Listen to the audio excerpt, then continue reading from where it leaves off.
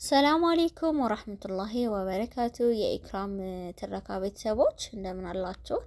ትናንትናና ዛሬ በሰጣችሁኝ አስተያየትና ማበረታቻ በጣም ደስ ብሎኛል፣ አመሰግናለሁ።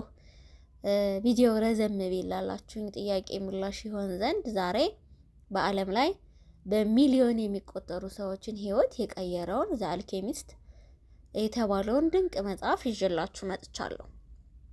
ይህ መጽሐፍ ሳንቲያጎ ስለተባለ አንድ እረኛ ታሪክ ይናገራል።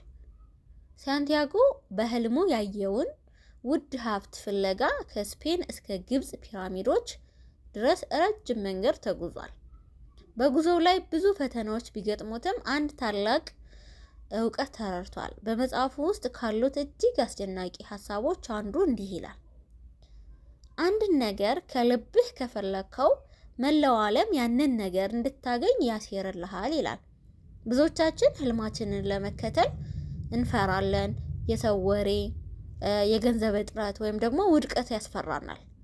ነገር ግን ዘ አልኬሚስት የሚነግረን ትልቁ ፍርሃት ሊሆን የሚገባው ስኬትን ማጣት ሳይሆን ለመሞከር ድፍረት ማጣትን ነው ይላል። እያንዳንዱ ፈተና ወደ ህልማችን የሚያቀርበን ትልቅ ትምህርት ነው። እኔም ይሄን ቻናል ስጀምር እንደ ሳንቲያጎ ትንሽ ፍርሃት ነበረኝ። ነገር ግን መጀመር እንዳለብኝ ወሰንኩኝ፣ ከፈትኩት ማለት ነው። እናንተስ የልባችሁን ህልም ለመከተል ምን እያገዳችሁ ነው?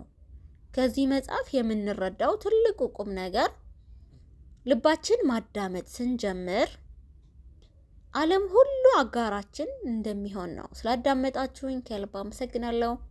ሰብስክራይብ በማድረግ ቤተሰብ ይሁኑ። ኢክራም ነበርኩኝ። ቴንኪው